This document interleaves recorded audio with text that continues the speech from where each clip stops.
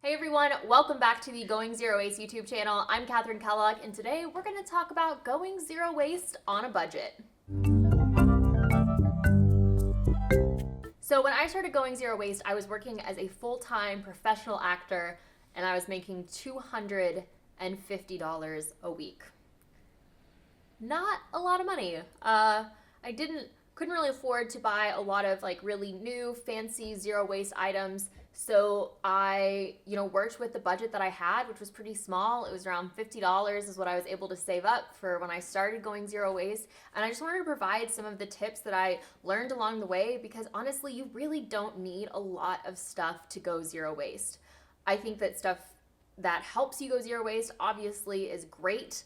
And I think that there are items that we all will find that we really love that really add a lot of value to our life. And I don't think there's anything wrong with buying anything new or anything like that. But I also don't think that we have to buy anything new. I don't think it's a requirement. And I certainly don't think that you have to have a massive budget to go zero waste. So some of the first things I did was, of course, check the secondhand market. I went to the thrift store and, I found not one, not two, but 3 clean canteens, and I got all of them for $1 each. I was very excited. I also found so many of my mason jars secondhand. I could get them for about $0.25 or 50 cents. I started picking up things like scrap fabric, and I actually hand stitched my first cloth napkins from a piece of scrap fabric that I found at the thrift store. I spent $2 on some scrap fabric, hand stitched my napkins. These are still my favorite napkins. I love them so much. And it definitely took time to stitch them. Honestly, I'm very proud of my work. I'm very proud of my stitching. It's probably some of the best stitching work I think I've done in my entire life. So proud of my hymns. But yeah, and I think that makes them so much more special, the fact that I spent time, making them and stitching them by hand. And I also bought a whole bunch of pillowcases. I found white pillowcases and I cut them into 4 pieces. I divided it in 4 and then I stitched obviously the ends that were open to make my own produce bags. I unfortunately don't have those still because my stitching wasn't that good on those, so they didn't hold up very well. So they eventually became just rags that I used for cleaning.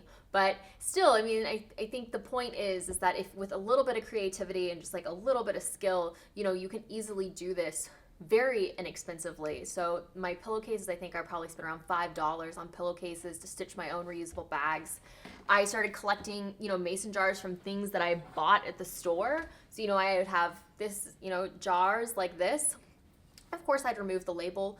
I'm thinking about doing a video on the best ways to remove labels because there are so many different ways. I know which one I like best, but I think it'd be fun to compare and contrast all the other ones. So if you are interested in that, let me know in the comments below. But these are mason jars. And, I would buy things like pasta sauce or coconut oil or mustard or anything in these glass jars and then just save them and use them to store all of my food in the fridge. I didn't buy my Snapware, which I do love. It's one of my favorite zero waste items, until I had been living a zero waste lifestyle for 1.5 years because that's, I really wanted to make sure that what I was buying was going to add value to my life. And they're one of my favorite items. But the fact is, at the end of the day, I could have kept using a mason jar, which I got basically for free. The other items that I really did invest in when I first started going zero waste, I invested in a nice set of reusable bags to bring to the grocery store, and I hated them. They're probably one of the worst purchases I've ever made. I really thought I was going to like them. They had the pockets, and I was like, oh, that's so cool, so you can put your stuff in, and it's not going to fall, but the ones I had were just done terribly. I hate those bags so much, but at the time, it was a really big investment. And then the other thing that I bought is I bought mason jars, and then I bought some reusable menstrual products for my period. And so that was made a huge impact, and it was one of the main driving reasons why I actually wanted to go zero waste, was to reduce my exposure to endocrine disruptors and things like pads have actually on average 4 plastic bags worth of plastic in them, and that was something that I really wanted to avoid. And tampons have been bleached, and there's just so much in there, and that was one of the things I really wanted to avoid. So I'm really happy about saving up for that purchase. And then after all this, after probably about 6 months, I saved up and I got my very first metal tiffin, which I did really love because it was really easy to bring lunches to work in. And so those were kind of the things that I really started out with. And for me, it lasted for, quite a long time. I'm kind of rambling, but those few purchases went a long way. And so I think really examining what you truly need, going to the thrift store, asking friends and family if they have anything that you can borrow or that you can have, because I had roommates at the time and they ate a lot of pasta, and I asked them to save me all of their pasta jars, and they did. And just being able to talk to friends and family about it and see what they might have laying around their home, I think you'd be really surprised as what they have and what they could give you. Those are all my tips for starting out on going zero waste on a budget.